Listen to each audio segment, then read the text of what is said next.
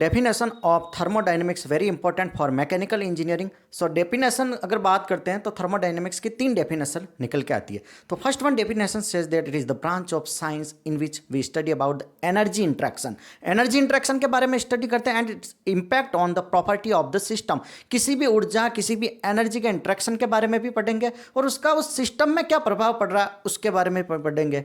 Okay, now second definition आ रही है कि 3 प्रिंसिपल पर वर्क करता है। किस पर? 3 प्रिंसिपल पर वर्क करता है। 3 ई से एनर्जी, ई से एंट्रोपी एंड ई से इक्विलिब्रियम। समझ रहे हो? Energy can neither be created nor be destroyed but it can change from one form to another form. ये फर्स्ट लॉ ऑफ थर्मोडायनेमिक्स में आता है, law of conservation of energy.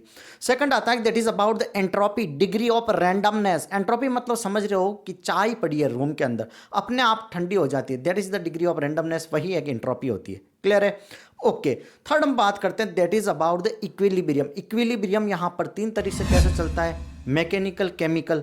ठीक है, तो मैकेनिकल इक्विलिब्रियम में क्या होता है कि फोर्स से रिलेटेड बात करते हैं, और केमिकल इक्विलिब्रियम में क्या कहता है कि यहां पर केमिकल कंपोजिशन सेम होनी चाहिए। मैकेनिकल केमिकल इक्विलिब्रियम समझ में आ रहा है? Okay, now definition number third very important.